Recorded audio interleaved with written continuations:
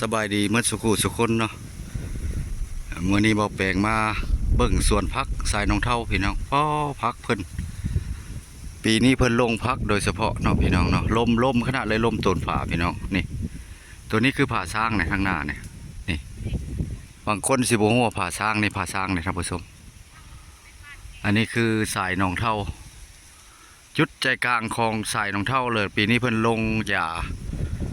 ปีกายเนี่ยเพิ่นลงหญ้าเนาะขอโทษขออภัยปีนี้ลงทะพักขาดซ่อมเนาะผักกาดซ่อมนี่เป็นราคาพิเศษพี่น้องโอ้โลหนึ่ง20,000เลยเฉพาะซื้อกับสวนโล20,000เลยนี่พี่น้องโอ้เพิ่นจะนอนอยู่กับสวนเลยพี่น้องเห็นบ่ผักเพิ่นงามพี่น้องนี่มื้อนี้มาซื้อผักเนาะซื้อผักไปส่งตลาดพี่น้องเพราะว่าผักเฮามันลงบ่ทันกิบวานนี่ก็แม่นถือว่ากิบวานนี่แหละแม่นค่อยถ่ายแบบถ่ายสวนพักเจ้าของเนาะมื้อนี้แหละเฮา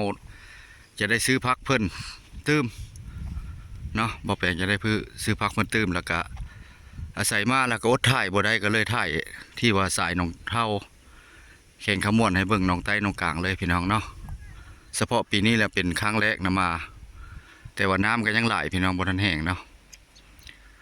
สายทางนี้แหละแม่นอาชีพหลักๆแล้วแม่นปลูกผักการเกษตร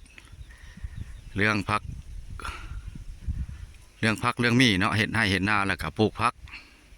ตัวนี้ก็เป็นสายน้องเฮียน้องกลางเนาะเจ้าหน้าที่บ่แปลงสิไปเก็บภาพหลายๆมุมให้เบิ่งเนาะพี่น้องกับเบิ่งตอนเพิ่นเก็บพักให้เนาะเฮ็ดลายอีหลีพี่น้องพอเฮ็ดถึงเฮ็ดทองแล้วได้เงินได้พี่น้องเอ้ยดินสายนองเท่าเนี่ยมันกับเป็นดินดำน้ำซุ่มเห็นบ่มันเป็นดินตมเห็นบ่มีเนื้อที่เฮ็ดแล้วก็เฮ็ดบ้านนี่แหละเป็นบ้านท่าแค่เรียกกับบ้านถ้ำเนาะภูเขาหุ่มประเดยผาหินปูนพี่น้องพูดผาสร้างเนี่ยมีน่าจะบ่มีไผจะขึ้นได้คือหุบสร้างกันหมดอันนี้เพิ่นเรียกว่าผาสร้าง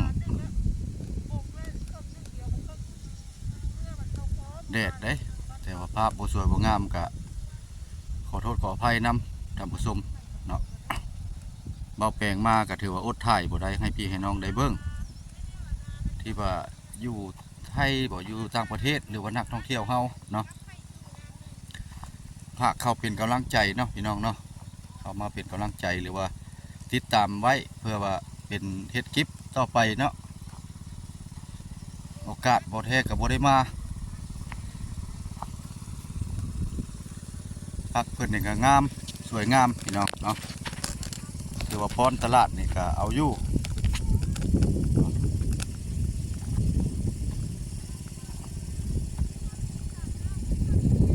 พรตลาดเขาอยู่ก่อนอันนี้เป็นพักบัวพี่น้องเนาะโอ้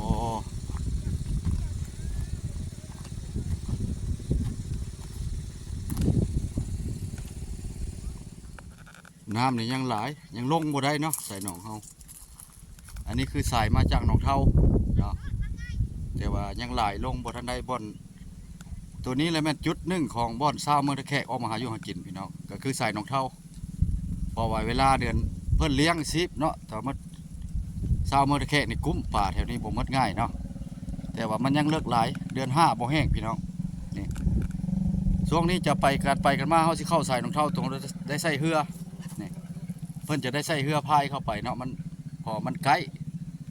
ลัดเข้าไปใส่น้องเท่าแล้วก็ทำปลาเสื่อมพอแล้วพี่น้องอาชีพชาวสวนเพิ่นเข้าไปก็ได้เพิ่นก็ได้ใส่ท่าอันใส่เรือแล้วเข้าไป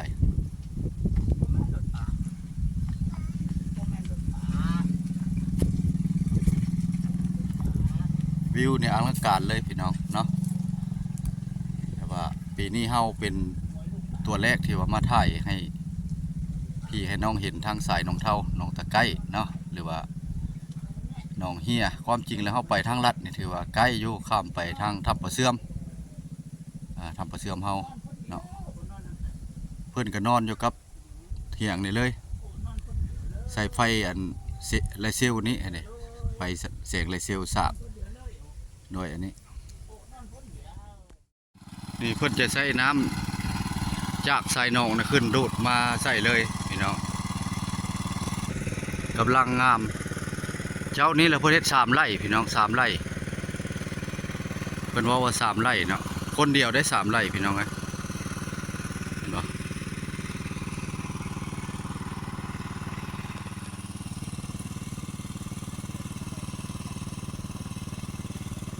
โอ้สอนเพิ่นเด้พี่น้องดินอันนี้ตั้งงามดินนั้นสายหนองนี่ตั้งงามไปเลยปลูกหยังก็งาม มันดินอันนี้แหละแม่นมันเป็นดินตมแต่ว่ายามนั้นน้ำบัดขึ้นปลายไม้บ่ได้ท่านผู้ชมน้ำถึงน้ำนะน้ำท่วมเมื่อทีนี่มันก็ตกแรงแล้วมีแต่เขาปลูกผักได้เพิ่นก็ลงการเกษตรปลูกผักปลูกหยังเพราะว่าน้ำมันวืดอยู่แล้วมีแต่เขาได้ใช้ซื้อจักรลงทุนซื้อจักรถือว่าบ่ได้ไปเหตุการณ์แล้วเนาะบ้านนี่กะพนักงานกะส่วนน้อยเพิ่นกะบ่มีพนักงานหลายไปเลย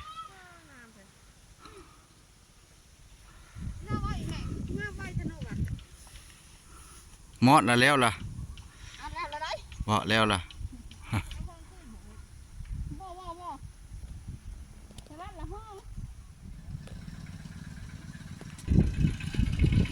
เพิ่นเสียวเหือข้ามมาพักนี้ได้เสียวลงหนองตะไคร้ว่าซั่นไปแก้เหือมาข้ามมาพักนี้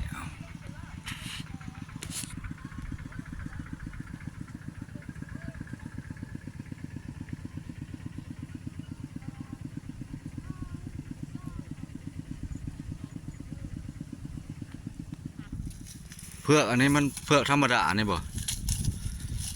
ยังไงบางคนห้องเผือกตาแดงบางคน โอ้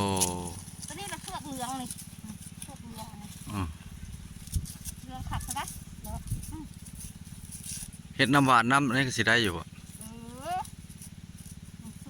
ต้มหวานเนาะ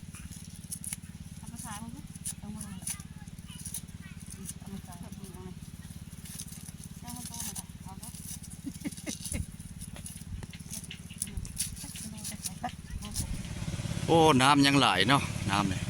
โอ้ตัวเพื่อในเพิ่นบ่ได้ใช้บ่หรือว่าในใดเนาะ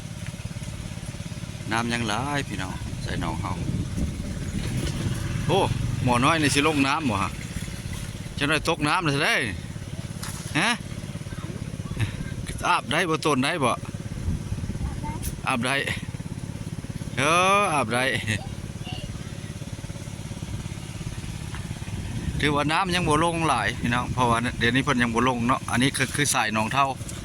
อันนี้แม่นปะกระทดเพิ่นเอิ้นว่าปะกระทดเนาะตัวนี้แหละป้านไว้นี่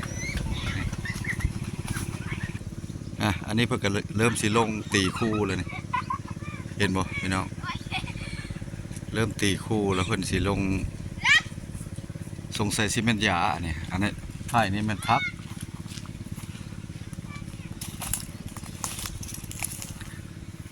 ไผ่นี่แหละมันพักทั้งหมดล่ะพี่น้องโอ้บ้านนี่แหละพี่ลึกเอลีอันนี้แหละก้าตกก้าเลยเด้อพี่น้องเด้อเป็นตกก้าละมาฮอดนี่วิดีโอนี้ก็สิได้ขอปิดคลิปไว้เพียงสำนี้เนาะมาใส่หนองเท่าเฮาคลิปหน้าคลิปในจึงไปถ่ายให้เบิ่งบอนใหม่เนาะพี่น้องขออำลาพระจากเด้อหมดสุขสุขคนพี่น้องเฮา